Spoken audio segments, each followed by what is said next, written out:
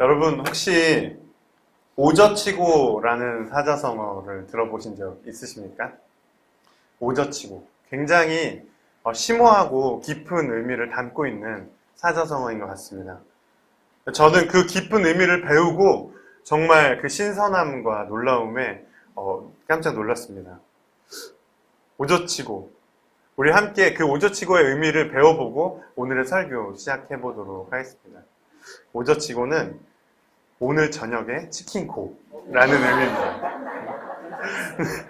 네. 자랑스러운 우리 백향나무 청소년부 박수지 양에게 배운 신조어인데요. 네, 그 외에도 제가 신조어를 찾아보면서 이런저런 신조어들 많이 알게 되었습니다. 누물보, 에빼시, 자만추, 스라벨, 롬곡, 별다줄. 여러분 이 중에 몇 개나 알고 계신가요? 네. 신조어들에 대해서 이렇게 찾아봤던 이유는 이 신조어가 어떻게 탄생했는가를 좀 보다가 그렇게 됐습니다. 신조어는 보통 어떤 한 커뮤니티나 어떤 계층의 사람들이 자주 사용하던 말이 유행을 타서 신조어가 되는 경우가 많은데요. 우리들은 끼리끼리 그들끼리만 사용하는 말들이 굉장히 많이 있습니다. 학생들은 학생들끼리, 직장인들은 직장인들끼리 자주 사용하는 언어나 표현들이 있습니다. 그런 표현들이 교회에도 존재하고 있는 것 같아요. 물론 그 현상이 되게 바람직하다고 생각하지는 않지만요. 세상 사람들은 잘 사용하지 않는데 교회 사람들끼리, 교회 다니는 사람들끼리만 사용하는 몇 가지 표현들이 있습니다. 아마 대표적으로 형제님 잘 모르는 사람 보면은 형제님, 자매님이라고 이야기하는 것도 교회에서만 사용하는 표현일 것 같고요. 그리고 어떤 잘하는 게 있을 때 되게 좋은 은사네요 라고 이야기를 하는 것도 교회 내에서만 사용하는 표현인 것 같습니다. 아마 이거 말고도 굉장히 많은 표현들과 단어들이 교회 내에서만 사용하는 것들이 있을 텐데 제가 들었던 가장 낯설고 되게 이상하게 들렸던 표현은 바로 마음이 어렵다라는 표현입니다. 마음이 어렵다라는 표현은 참 정말 교회에서만 쓰는 말인 것 같아요. 네. 오빠배도 맞지 않고 마음이 수학 문제도 아닌데 우리는 항상 어렵다고 합니다. 네. 그 표현들은 마음이 어렵다는 표현은 전라도 사투리에서 거시기처럼 참 다양한 어떤 부정적 감정을 의미할 때 사용돼요. 속상하다, 상처받았다, 때론 누군가에게 화가 난다, 아니면 전도사님 설교가 너무 길다, 이런 거를 이야기할 때 전부 다 마음이 어렵다, 오늘 정말 설교 마음이 어려웠어, 이런 식으로 표현하고는 합니다. 네. 오늘 우리가 읽은 그 요나서의 선지자가 바로 이 마음이 어렵다라는 표현이 가장 잘 어울리는 선지자가 아닐까 하는 생각을 합니다. 요나는 과연 누구일까요? 우리는 아마 요나에 대해서 굉장히 익숙하게 알고 있다고 생각할지 모릅니다. 왜냐하면 요나라는 이름을 들었을 때 떠오르는 몇 가지 키워드들이 굉장히 인상이 깊기 때문이죠. 그 키워드들로 물고기, 불순종, 선민사상 이런 것들이 막 떠오릅니다. 하지만 정작 우리가 정말 요나에 대해서 제대로 알고 있는가? 그건 잘 모르겠습니다. 요나서 들어가기 앞서서 요나서에 대해서 한번 이야기를 해보고 싶습니다. 요나서는 그 자체로도 굉장히 특이한 예언서라고 할 수 있는데요. 구약에 있는 많은 예언서들 가운데 그 선지자의 예언의 내용이 주를 이루는 것이 아니라 그 예언을 받고 그 예언에 저항하고 그 예언을 하나님께서 그 자를 통해서 선포되게 하는 그 이야기, 요나가 그 예언을 통해서 니느웨에 선포되는 모든 과정들을 담은 그 스토리 서사가 담겨있는 예언서는 요나서가 유일합니다. 네. 그런 특이한 유일한 예언서인 요나서, 많은 교회에서 요나서를 설교할 때 다양한 신학적 관점을 다 보지 않고 보통 이제 조금 보수적인 신학적 관점에서 설명을 하는데요.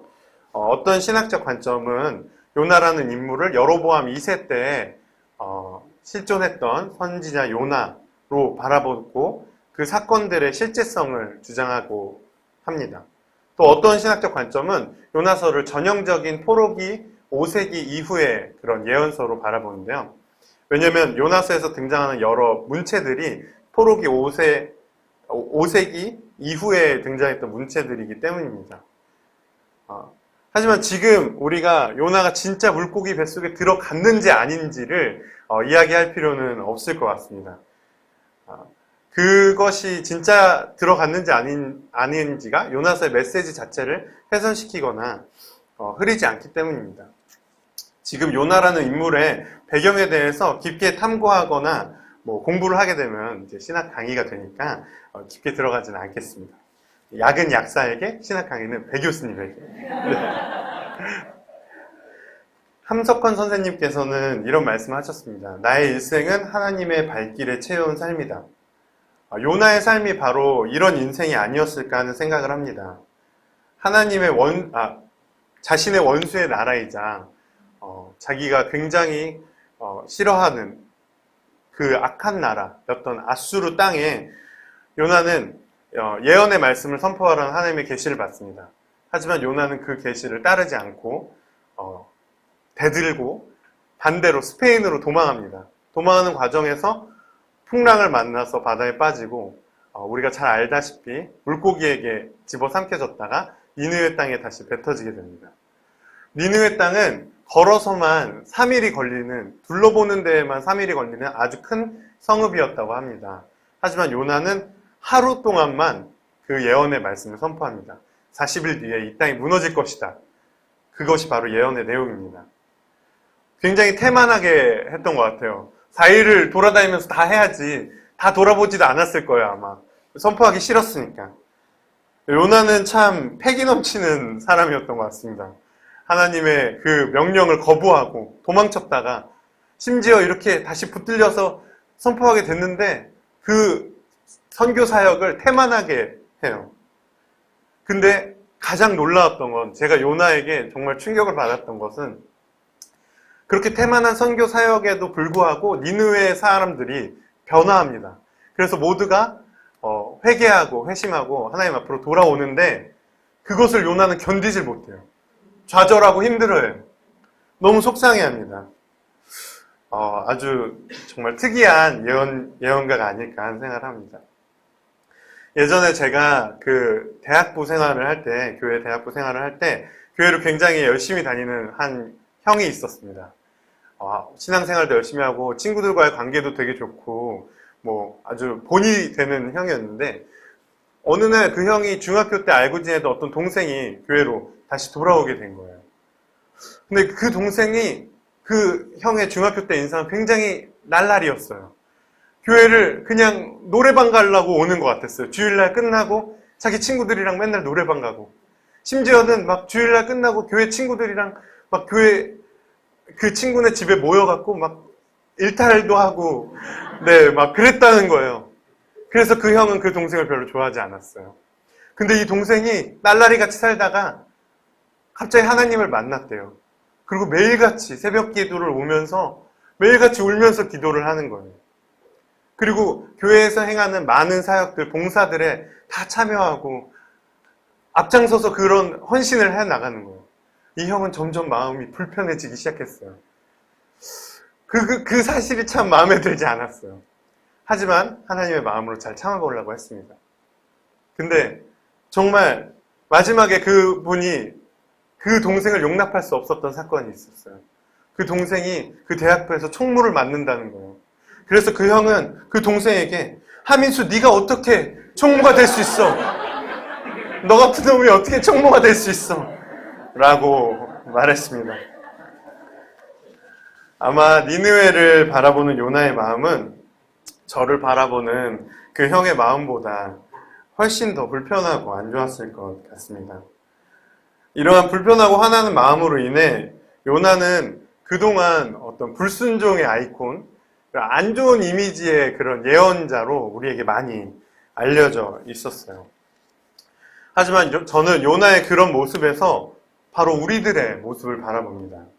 사람에게 상처받고 세상에 분노하며 하나님께 삿대질하는 그런 우리들의 모습이 바로 요나의 모습이 아닐까 하는 생각을 합니다.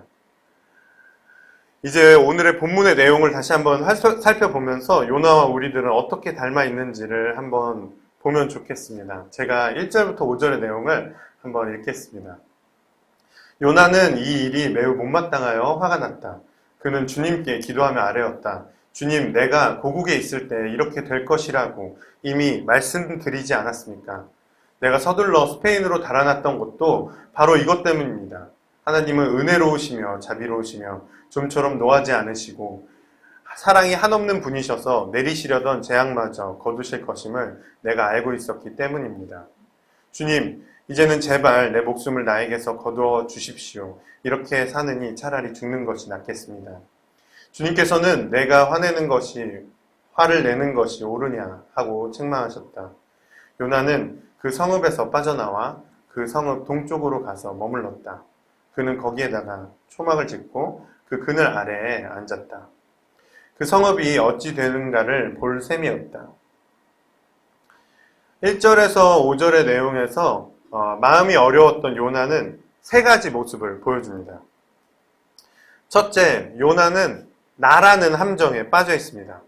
2절과 3절에 거쳐서 요나가 하나님께 어떤 탄원의 기도를, 자신의 분노를 이렇게 이야기하면서 하는 기도 내용에서 나라는 인칭대명사가 총 5번 등장합니다. 근데 이것이 한글 개역개정이나 세번역 성경에서만 5번이고 히브리어 원어 성경을 살펴보면 총 9번의 나가 등장하는 것을 살펴볼 수 있습니다. 요나는 하나님의 계획과 세상을 향한 사랑을 볼 수 없었습니다. 왜냐하면 자기 자신에게 지금 빠져 있었기 때문입니다. 우리는 때때로 어리석은 선택을 할 때가 있습니다. 어떤 비합리적인 신념이나 삐뚤어진 마음에 얽매여서 자기 자신밖에 보지 못하고 다른 것을 더 확장해서 보지 못할 경우가 많습니다. 한 걸음만 떨어져서 생각하거나 조금만 시간이 흐르면은 그때 내가 왜 그렇게 생각했을까? 왜 그렇게 행동했을까? 싶은데 그 당시에는 그게 보이지 않을 때가 굉장히 많아요. 나라는 감옥에서 탈출하는 것은 참 쉽지 않은 것 같습니다. 신약 성경에서도 그런 사람들이 많이 등장합니다. 자신이 지키던 전통, 자신이 지키던 율법에 빠져서 그런 자신이 만들어낸 율법이라는 환상에 얽매여서 하나님의 아들을 바라보지 못하고 그를 결국엔 십자가에 못 박게 만들었던 율법학자들과 바리새인들이 바로 그 좋은 예가 아닐까 생각합니다. 또한 나의 욕심과 나의 아집에 예수님의 그 부르심을 감당하지 못하고 근심하며 돌아갔던 부자 청년이 바로 그 예가 아닐까 생각합니다. 또한 겉으로는 하나님을 쫓는다고 따른다고 이야기하지만 자신들이 만들어낸 메시아상을 예수님께 투영하여서 그 예수님의 모습을 자신들이 원하는 모습으로 꿈꿔왔던 제자들과 무리들이 바로 나에 빠져있던 사람들이 아닐까 생각합니다. 우리는 그 나라는 감옥을 부수고 나와야 합니다. 집착의 늪에서 탈출해야만 합니다. 근데 나라는 집착의 늪은 실존하는 그냥 물질적인 늪과 비슷해서 빠져나오려고 아무리 노력을 하고 발버둥을 치면 칠수록 더 그 나라는 늪에 빠져드는 경우가 많은 것 같아요. 여러분, 늪에서 탈출하는 가장 확실한 방법이 뭔지 아십니까? 바로 밖에서 누가 꺼내주는 겁니다. 나라는 늪에서 빠져나오는 방법도 바로 그것과 같습니다. 우리는 우리 자신의 힘으로 자신에게서 벗어나기가 굉장히 어렵습니다. 따라서 우리는 성령님의 임재함을 구해야 합니다. 주께 이끌림 받음으로 주의 능력을 구함으로 우리는 우리를 드디어 객관화시켜서 우리를 초월하여서 우리를 볼 수 있게 되는 것입니다.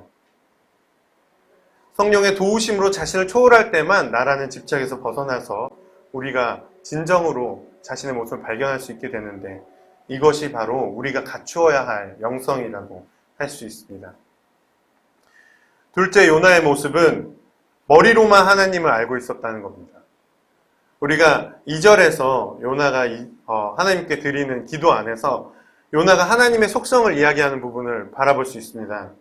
은혜로우시며 자비로우시며 좀처럼 노하지 않으시며 사랑이 한없는 분이다 라고 말했던 그 요나의 표현은 요나가 하나님이 어떤 분임을 명확하게 알고 있었다는 것을 의미합니다. 방금 요나가 말했던 그런 하나님에 대한 서술은 하나님의 속성에 대한 아주 올바른 서술일 뿐만 아니라 당대의 전형적인 서술이기도 했습니다. 우리가 그냥 이 내용만 봐도 자비롭고 은혜롭고 자비롭고 노하지 않고 사랑이 많다는 것은 누군가를 용서하고 용납할 수 있다는 것을 의미합니다. 하지만 요나는 그 모든 것을 알고 있었음에도 하나님께서 니느웨의 그 성읍을 용서했다는 사실에 분노했습니다. 왜 머리로 알고 있었는데 요나는 분노할 수밖에 없었을까요? 그것은 머리로만 알고 있었기 때문입니다. 여러분, 한국교회의 수많은 목회자들, 교단들, 신학 교수들이 지금 여러 타락의 모습으로 사회에 어떤 비난을 받고 있습니다. 그들이 정말 신학적인 지식이 없어서 그런 행동을 하는 것일까요? 그들이 성경 말씀을 몰라서 정말 그런 타락의 길을 걷게 된 것일까요? 한국의 지도자라고 이야기하는 많은 사람들, 지금 교회에서 장로로, 권사로 일하고 있습니다. 그들은 수많은 제자학교를 했을 것이고 성경 공부를 했을 것입니다. 그들이 정말 성경을 몰라서 그런 행동을 하는 것일까요? 그렇지 않습니다. 성경을 아는 것, 하나님을 아는 것, 신학을 아는 것만큼 그것을 살아내는 것이 중요합니다. 물론 반지성주의, 그러니까 성경이나 뭐 공부 이런 거 다 상관없고 그냥 믿음으로 기도로 아멘 이렇게 해야 된다고 이야기하는 것이 아닙니다. 우리는 분명하게 성경적 지식과 신학적 지식을 갖춰서 바르게 하나님을 믿는 것이 무엇인지를 알아가야 합니다. 하지만 알아가는 것을 넘어서서 그 지식을 갖고 살아내는 것, 그것이 굉장히 중요한 하나님께서 우리에게 기대하시는 바가 아닐까 생각합니다. 세 번째, 요나는 하나님의 질문에 침묵하였습니다. 하나님께서는 요나에게 화내는 것이 옳으냐라고 물어보셨습니다. 그거는 우리가 그냥 맥락으로 파악할 수도 있지만 절대로 정말 하나님께서 궁금해서 여쭤보신 게 아니에요. 화내는 것이 옳을까? 를 물어보신 게 아닙니다. 화내는 것이 옳지 않다. 너가 너의 행동을 한번 돌아봐라. 라는 책망의 뉘앙스를 원어도 갖고 있습니다. 이것은 책망이면서 동시에 요나에게 기회를 주셨던 하나님의 사랑이에요. 하지만 이에 대해 요나의 대답은 침묵이었습니다. 아무런 대답을 하지 않고 니느웨 성읍이 혹시라도 멸망하지 않을까 하는 작은 기대를 품으면서 언덕으로 올라가서 니느웨 성읍을 바라보려고 합니다. 그는 겉으로는 아무 대답을 하지 않아서 점잖아 보일 수 있지만 사실 그 안에는 하나님에 대한 분노로 가득 차 있었던 거예요. 여러분, 간암이 왜 무서운지 아십니까? 간암은 정말 마지막에 손쓸 도리가 없을 때 정말 수술로도 낫지 않을 그 순간에 고통이 찾아옵니다. 그 전까지는 암이 막 아무리 커가더라도 고통이 그렇게 느껴지는 그 장기가 아니에요. 그래서 우리가 간을 침묵의 장기라고도 이야기를 하는데요. 고통이 없다는 것은 그것을 돌이킬 수 있는 기회를 놓친다는 것을 의미합니다. 요나가 어떤 선지자였습니까? 하나님 앞에 패기 있게 저항하고 대들고 막 태만하게 하고 도망치던, 그렇게 솔직하게 하나님께 자신을 표현하던 선지자 아니었습니까? 하지만 그가 침묵할 때 그것은 돌이킬 수 있는 기회를 놓치는, 오히려 어떤 안 좋은, 더 상황을 악화시키는 방향으로 나아가게 되는 것입니다. 우리의 모습을 한번 돌아보기를 원합니다. 많은 사람들이 교회를 다니면서 약간의 착한 애 컴플렉스 같은 것을 갖게 되는 것 같아요. 뭔가 착한 모습을 보여줘야 될 것 같고 선한 모습을 보여줘야 될 것 같아요. 그래서 마음이 불편한 게 있어도, 하나님 앞에 서운한 게 있어도, 세상에 분노가 있어도 그냥저냥 이렇게 점잖게 넘어갑니다. 근데 여러분, 그것은 굉장히 위험한 행동이라고 생각합니다.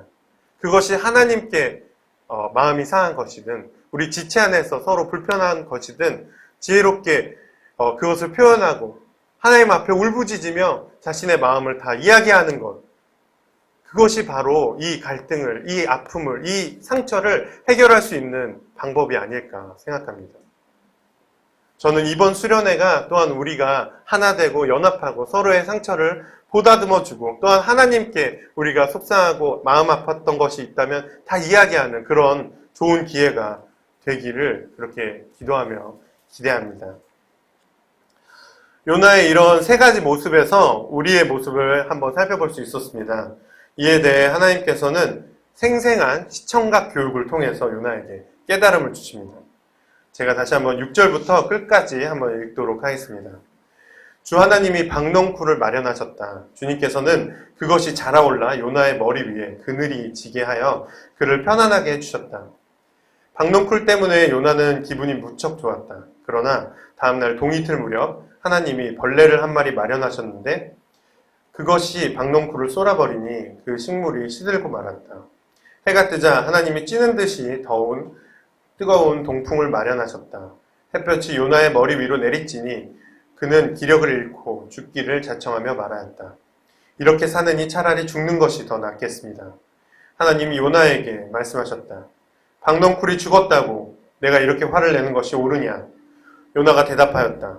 옳다뿐이겠습니까? 저는 화가 나서 죽겠습니다. 주님께서 말씀하셨다.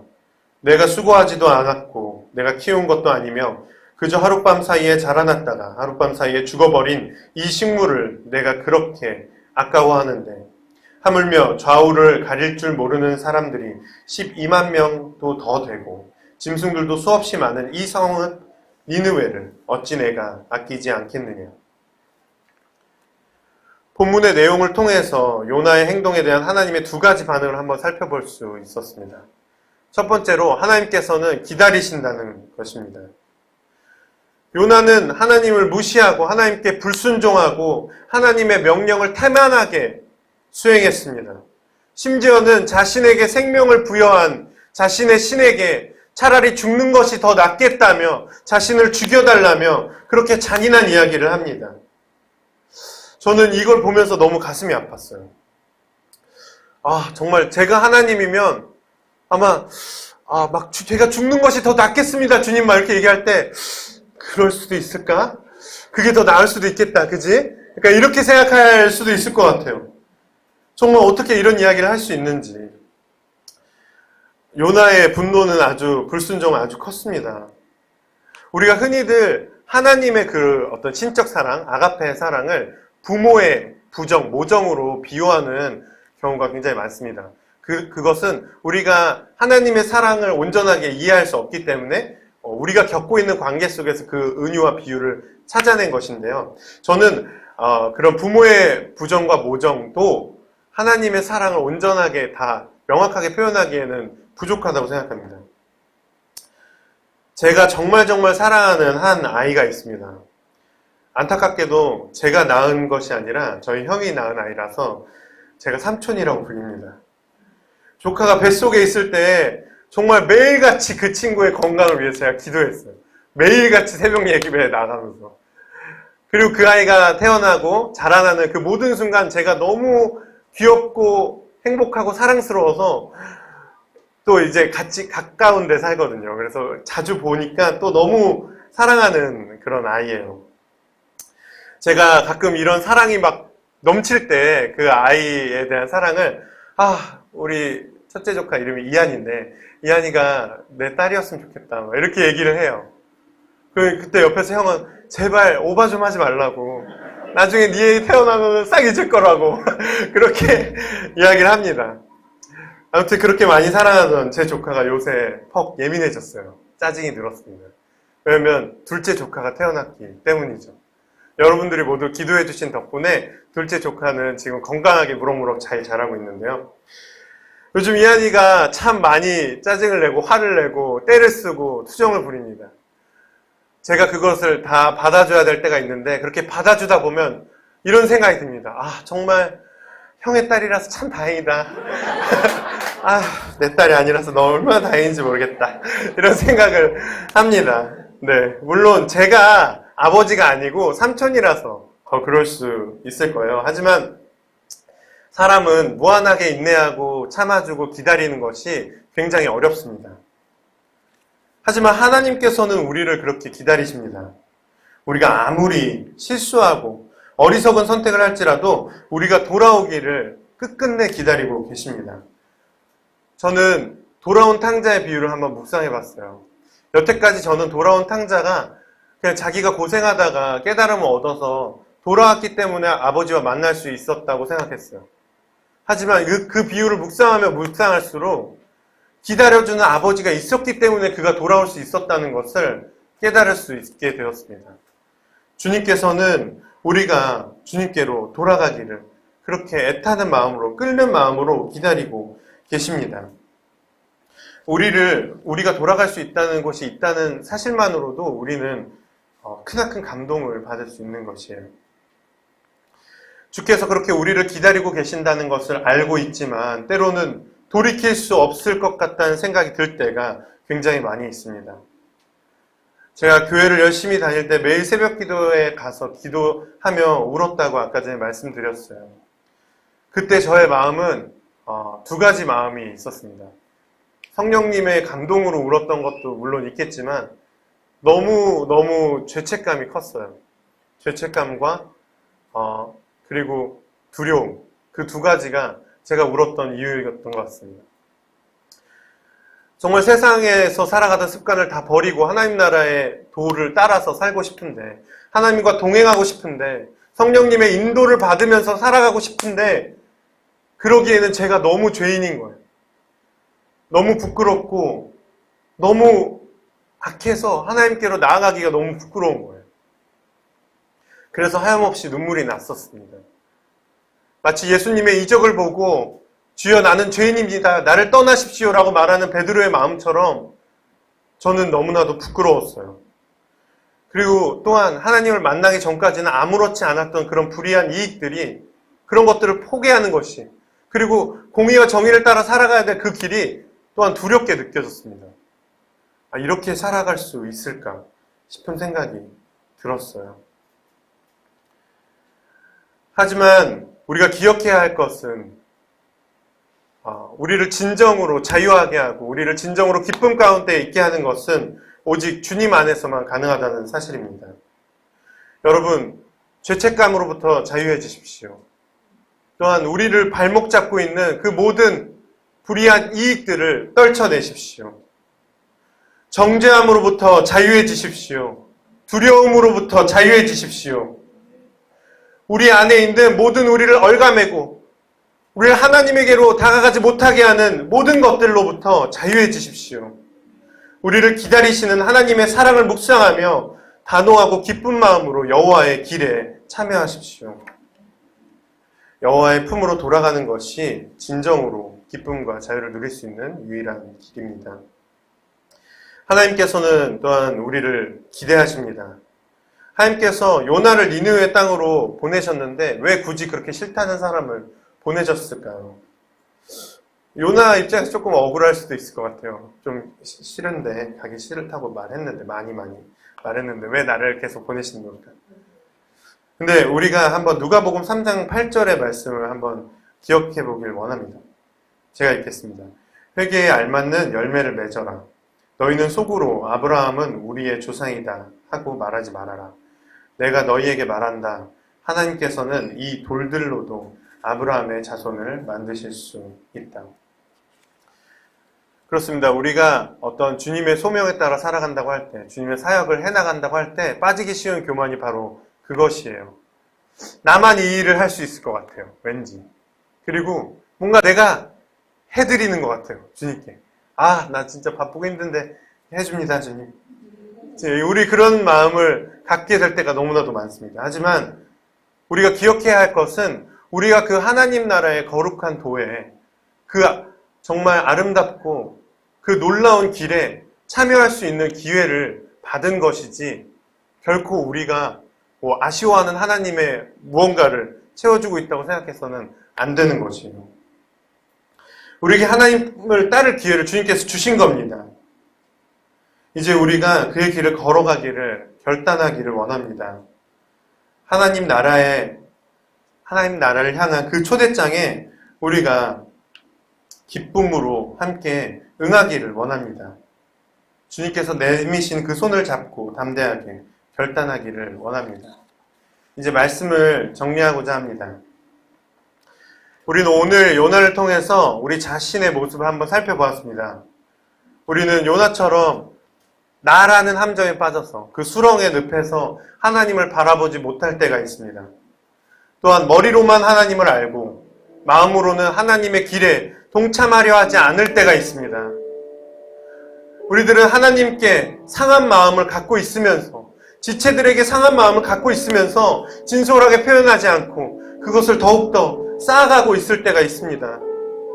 하지만 여러분, 주님께서는 우리를 끝까지 기다리십니다. 우리가 죄의 길에서 돌이켜 주님께로 돌아오기를 기다리십니다. 또한 우리가 주의 도를 따라 공의와 정의, 사랑을 실천하면서 살아갈 것을 기대하십니다. 그렇게 주님께서는 우리를 초청하십니다. 하나님 나라로, 그 나라를 함께 건설해갈 동역자로 우리를 부르십니다. 그 아름다운 나라로 우리가 함께 들어가기를 원합니다. 우리가 이 시간 함께 결단하였으면 좋겠습니다. 하나님의 말씀을 품고 살아가는 것을 결심했으면 좋겠습니다. 그 길은 험난할지도 모릅니다. 두렵고 떨릴 수도 있습니다. 내가 그동안 겪어왔던 삶이 아니라 내가 그동안 걸어왔던 길이 아니기 때문에 너무나도 낯설 수 있습니다. 어려울 수 있습니다. 하지만 우리 함께 이 백향나무 교회에서 우리가 동역하면서 만들어가기를 원합니다. 우리가 하나님을 붙들고 용기를 내어서 그 길을 함께 걸어가기를 원합니다. 주와 함께라면 우리는 할 수 있습니다. 이 시간 우리 함께 통성으로 기도하면서 말씀을 마무리하도록 하겠습니다. 우리 주님께서 우리를 불러주신 대로 하나님 나라의 그 도에 따라서 세상의 모든 것을 내려놓고 우리가 오직 주님의 길을 따라 살겠다고, 그 공의와 정의의 길을 따라 살겠다고 우리 함께 통성으로 기도하면서 나아가도록 하겠습니다. 하나님 아버지 감사합니다. 주님 아버지, 주께서 정말 우리의 그 미천한 우리들을 이 땅에 부르신 것을 우리가 알고 있습니다. 우리가 주님의 도에 따라서 그렇게 살아가고자 하는데 내 안에는 어둠이 너무나도 많습니다. 내 안에는 그동안 그렇게 살아오지 않았던 많은 습관들이 있습니다. 주 아버지, 우리는 때로는 나라는 함정에 갇혀서 주님을 바라보지 못하고 주의 뜻을 알아가지 못합니다. 주 아버지, 우리는 때로는 정말 회칠한 무덤처럼 겉으로는 점잖은 척하지만 그 안에 썩어 문들어가는 마음을 갖고 있을 때가 너무나도 많습니다. 주 아버지, 하지만 우리를 끝끝내 마지막 순간까지 기대하시고 기다리시는 주님을 묵상하면서 나아가기를 원합니다. 아버지 없이는 우리 아무것도 할 수 없음을 주 앞에 진심을 다해 전심으로 고백하는 우리들이 되기를 원합니다. 주 아버지, 우리의 인생을 받아주시옵소서. 우리의 삶을 받아주시옵소서. 주 아버지, 우리가 그저 입으로만 주여 주여 외치는 것이 아니라, 주 아버지, 그저 우리가 머리로만 지식을 쌓는 것이 아니라 주의 길을 살아가는 백향나무 교회의 모든 성도들, 지체들 하나하나가 될 수 있도록 도와주시옵소서. 아버지, 우리가 주님의 지혜와 주님의 사랑과 주님의 연합을 구합니다. 우리를 묶어주시옵소서. 우리와 함께하여 주시옵소서.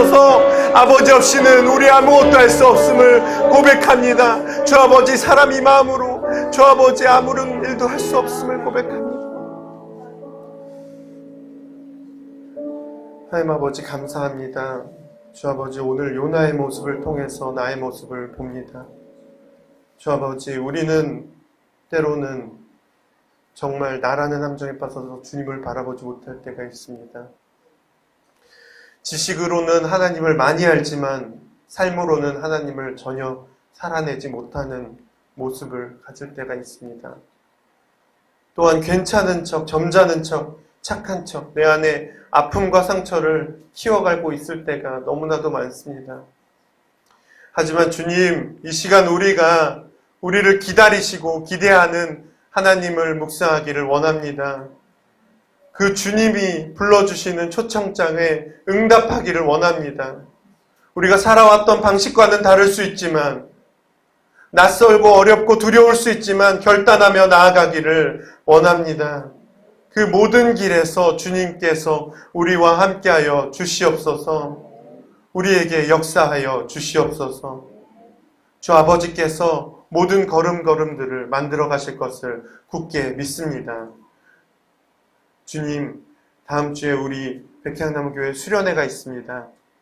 아버지께서 그 모든 순간들 함께 하시고 우리가 또 한 번 하나님과 더욱더 가까워지는 그 도약의 시간이 될 수 있도록 도와주시옵소서.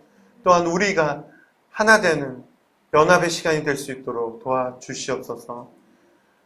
우리의 예배의 순간, 우리의 사역의 순간, 우리의 삶의 순간, 매 순간마다 주께서 함께 하실 것을 믿으며 이 모든 말씀 우리 주 예수 그리스도의 이름으로 기도드렸습니다. 아멘.